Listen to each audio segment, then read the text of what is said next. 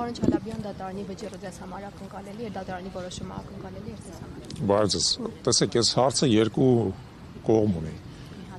Իմ համար որպես Հայաստանի Հանրապետության քաղաքացի սա վրդովեցուցիչ է պարզապես։ Երբ որ իրավապահ մարմինները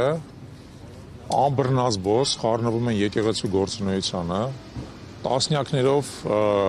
հոգևորականների են բերման ենթարկում, հետո ձերբակալում են բարձրաստիճան հոգևորականների, բերում են նրանց կալանքի թեև ակնհայտ է, ինչպես արդեն մեր հարգարժան իրավաբան գործընկերները ասացին, հիմնավոր կասկած իրականում չկա, այն քրեական օրենսգրքի հոդվածները, որոնք նկարագրում են, այսպես ասած, խնդրոառարական,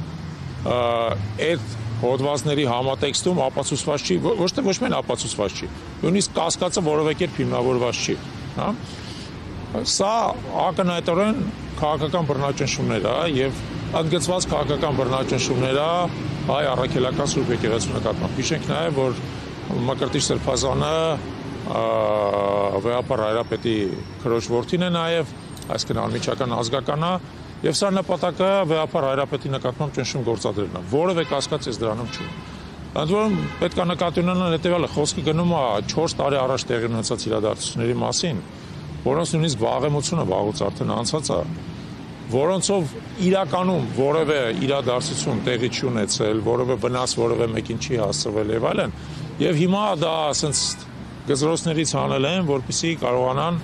ճնշում գործադրեն հայ-եկեղեցական Սուրբ Եկեղեցու նկատմամբ։ Հիմա այդ իմաստով ես կարող եմ ասել հետեւյալը, այո, այսպիսի դատարանի,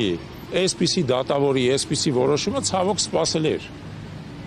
Բայց նաև իմ համար անսպասելի է նաև, որ մենք ինչ-որ իմաստով սկսում ենք սովորել սրան, սկսում ենք սովորել բռնատիրության պայմաններում ապրելուն, սկսում ենք սովորել նա, ոնց որ դա 37 թվին է տեղի ունեցել, որ ամեն օր մեր հարևաններից մեկին կարող են ձերբակալել տանել, ու հետո նույնիսկ չիմանանք իր հետ ինչ է տեղի ունենում։ Որ ամեն օր ինչ-որ մեկը կարող է ճնշման ենթարկվի, որ ամեն մեկի մասին կարող են ինչ-որ մի հատ մտածածին բան հնարեն, այդ մտածին բանով ձերբակալեն, հետո կալանավորեն, ազատազրկեն, ըստ էության իր ամբողջ ընտանիքը, իր ամբողջ հարազատները, իր բարեկամներին, բանին բոլորին դնեն ստրեսի մեջ, ու դա կարող է ամիսներով, նույնիսկ տարիներով շարունակել, հետո պարզվի, որ իրականում ոչ մի բան չկար։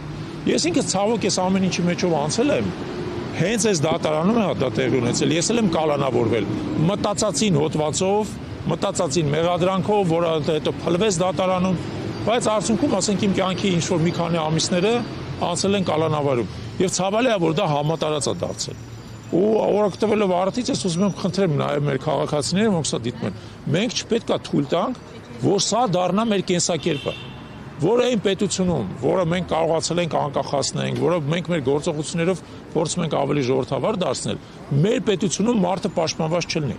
Կապ չունի նա եպիսկոպոսը, նա քահանա է, նա ոստիկանա, նա շինարար է, կապ չունի թե ինչ մարդ է։ Մարդը մեր երկրում պետք է պաշտպանված լինի, նրա գլխին պետք է մտածածին գործ չսարքվի, ինչպես այսօր դա տեղի ունենում։ Պարոն Չալաբյան, ժամեր առաջ նաև դատարանը որոշում կայացրեց գործարար Սամվել Կարապետյանի կալանքի երկարաձգման վերաբերյալ։ Այդ մասին ինչ կարող եք ասել, ըստ էության արդեն 5 ամիս է Սամվել Կարապետյանը կալանքի տակ է գտնվում։ Կարող եմ ասել բացարձակ նույնը։ Բացարձակ նույնն է, երբ որ ասում է շինարար Սամվել Կարապետյանը շինարարական ոլորտին, որում Ռուսաստանի խոշորագույն խաղացողներից մեկն է, բարերար է, մեր ազգային կյանքում լուրջ ավանդ ունեցող մարդը եւ նրա նկատմամբ կամայական կերպով փաստորեն անընդհատ տեղի ունենում կալանքի երկարաձգում։ Ակնհայտ է, չէ՞ որ եթե նույնիսկ գործակնվում ցանկացած այլ խափանման միջոց կարելի է կիրառել, Սամվել Կարապետյանի նկատմամբ հանգիստ ունենա կարող են գրավով ազատության մեջ մարդուն թողեն, որպեսզի ինքը գործունեությամբ զբաղվում, մինչև այդ գործը քննվում է։ Կալանքը կիրառվում է որպես պատժամիջոց։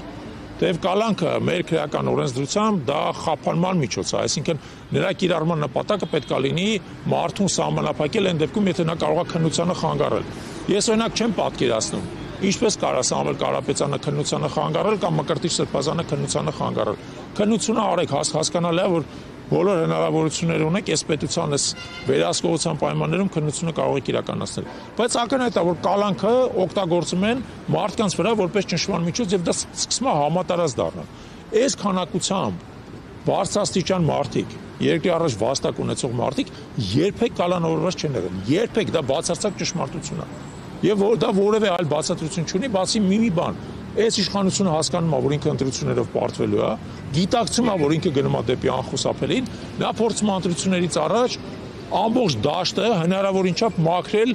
անդիմությունը մաքրել, իր նկատմամբ դիմադրությունը մաքրել։ Համոզված եմ, որ միայն նա չի ստացվելու, որովհետև հազարներ են արդեն եւ ամեն մի մարդը, որը կալանավորվում է, իր հետևից եւս 10-ը դուրս է գալիս, կանգնում է պայքարի։ 10-ը, 100-ը, 1000-ը, դա նաեւ Սամվել Կարապետյանի դեպքում մենք տեսնում։ Ուստի ինչքան ուզում եք բերեք, ում ուզում եք ու կալանավորեք։ Միևնույնն է, մարդիկ պայքարելու են, որ ձեզանից ազատվեն։ Պայքարելու են դրա համար։ Ձեր կալանքները ոչ մեկին չեն վախեցնում։